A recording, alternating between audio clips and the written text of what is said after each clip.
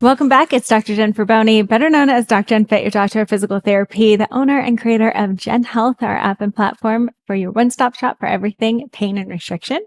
Now, I really want to give you a flow for healthy knees today. So this is whether you're going spinning, biking, running, jumping, and you're getting sore, achy knees all the time. This is going to be a flow you're going to want to come back to often. Now, before we hop into it, if you are getting a lot of knee tension and you're not sure what's going on, before you go and hop to the MRI or freak out, I want you to get our free knee masterclass. It's going to go over all the joint pains and issues that are very common and what is just not true and what exercises you really should be focusing on. Now, for this flow, we are going to use a foam roller. This is the IntelliRoll, something that I love, have been using for years because of the shape and the formation of the foam roller and the way that it's a better access into the body to do what we're really trying to do, which is cause downregulation, relaxation, and opening up of different muscles.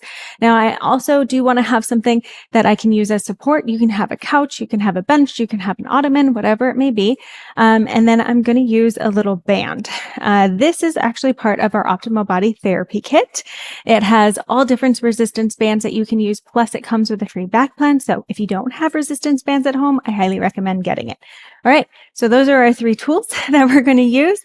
We're going to start with just foam rolling the quads, because what happens a lot when we're using our legs, especially for all these different activities, is that our quads are getting some extra love. So let's show some love right back to them by doing a little foam rolling. Now, you don't need to spend a ton of time. The main thing with foam rolling is that you're going slow. You're finding different places that might feel like, ooh, that's intense. How can I breathe into it? How can I just find little movements?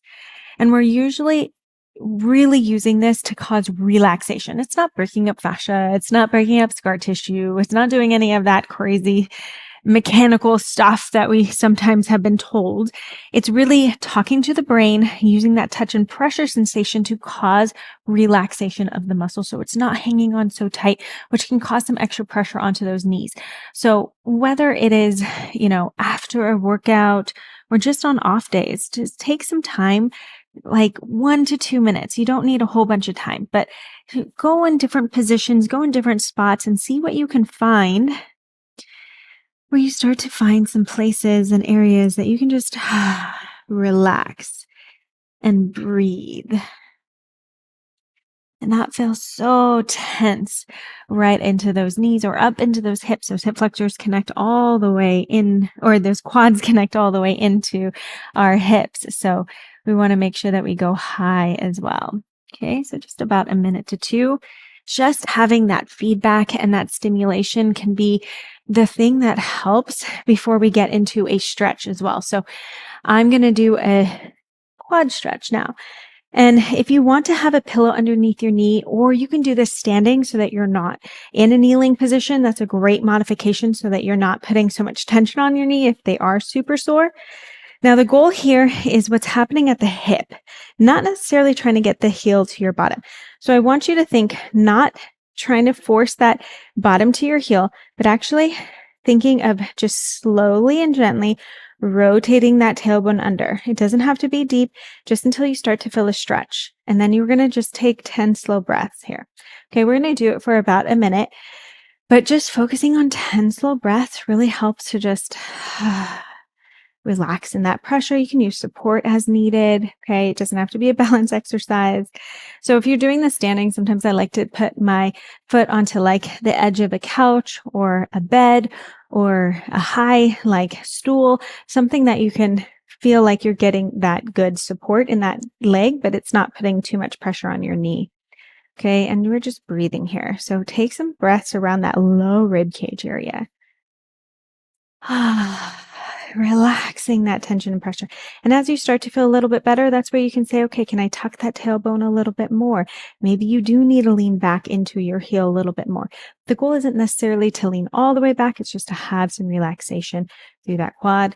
And then we'll switch to the other leg. So again, you can have a pillow underneath that knee. If it's just like, woo, that 1 to 2 minutes on that knee is a lot of tension and pressure. Rotating that hip underneath. So we're really thinking we don't want to be in this anterior position. We want to rotate because your quad actually connects all the way into your hip bone. So if we start to think of what's happening from the knee that's already bent all the way up into the hip bone, then we're getting that max stretch across that quadricep muscle. And that's really where we're going to start to find that better relaxation and feeling more of that sensation of length and decreased tightness. So again, especially when we're doing a lot of running or a lot of pressure onto those legs, getting into some stretches and down regulation that helps to relax the tension that leads right into the knee and into the hip can be really, really helpful. So this is something that I highly recommend anyone who is doing that spinning, biking, running, jumping, any of those. And we just breathe and relax. Okay. So after about 10 breaths or about a minute on each side, we're going to kick that off. And then we're going to start to put a little load, a little tension into that leg. So this is where I'm going to grab that band. I'm going to put it around my feet and lay back. Okay. Now I want to kick into this band, keeping my knee bent. So this is usually the position that my knee is going to be bent, but now I'm going to put some load into the quad, right where you feel like it's going to be a little hard to hold. So see, I get a little shaky. I'm going to hold for about 5 seconds, and then I'm going to let it come down. Again, bring it up. So it's just a quick little hold here. 3, 2, 1, and come down. I'm pressing down with the band from the other leg. And I'm using my quad, getting a little shaky. If you want to, you could bring your knee in even higher. It gets a little bit more of a bend. And then relax. This is the first kind of load and tension that we're putting on a knee in a bent leg position. This is going to be good to mimic that bent knee position where the quad is going to have to be working and loading. And what last one? A lot of the times with the band, we're doing like straight leg lifts, or maybe we're not using a band and we're using straight leg lifts and everything. And that's fine. Those are all great exercises. But I really like to say, okay, if my knee hurts when I'm bending, jumping, running, like biking, my knee is bent in all those positions. So how can I start to load my leg in that bent knee position, but without pain? Okay, so we don't want pain here. Just go into where you can tolerate it. And then you start to bend that knee in a little bit more and start to really load it. So we're getting that quad to start to work now. And it's just 5 times on each side, 5 seconds. Okay. Breathing. And let's do one more. You can see my leg shaking. That means it's working. I'm feeling that quad really start to work and burn here. Okay, that's what we want. Then we're going to flip it over onto our knees again and doing a reverse Nordic curl. So again, if you need to put a pillow down or something on your knees, that's great. If you cannot tolerate being on your knees right now, this would be something that you skip for a minute. Okay, but the goal is to try to create as much comfort here. Squeeze the glutes. Reach out in front of you. If you need to, you can even have a band wrapped around a pole. You can hold that for support if you need a little bit more assistance. We're going to come back and then forward. So we're not going too far. Okay, just enough to create some load and tension and then coming back. If this starts to get easier on you, that's where you can start to, okay, how far can I go back? Can I go back a little bit further? Can I challenge myself a little bit more? Okay, we're just coming back. We're just going to do 5 because this is a lot. Okay, I think I have one more. And I'm pregnant, so I really get to watch my core here, make sure it's not coming into a like honing position. So I breathe out and I come up. Okay, so it's a good challenge for the core in that one as well as the quad. So hopefully you're already starting to feel those quads burn. We just have one more. Now we're going to start to really put tension into those legs. You can use support as needed. We're going to come into a long lunge, and I want this knee to come forward over that ankle as much as possible, hover in the back leg, and then come right back out of it. We're just going to do 5. If that is just not happening, you can use a higher surface. Again, use support. You can have something around you to hold on for support, and you're going to come and hover, and then come out of it. Okay, I'm going to challenge myself because I want a little work on those knees. So I'm going to go lower. Hold. Come out. 2 more.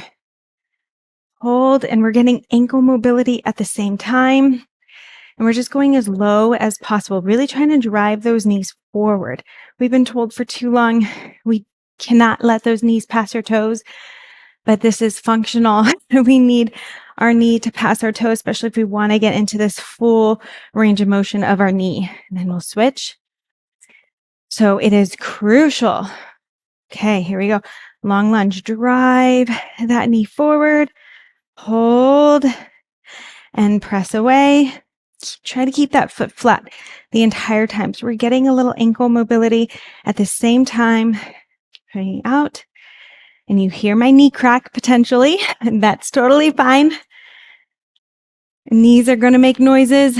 Don't be afraid of it, especially if it does not come with pain. We do have a podcast episode on knee crepitus if you want to learn a little bit more about it too. And coming out. Whoo! So hopefully you start to feel that burn within your legs, but over time, that's going to help to create more stability and mobility around that joint.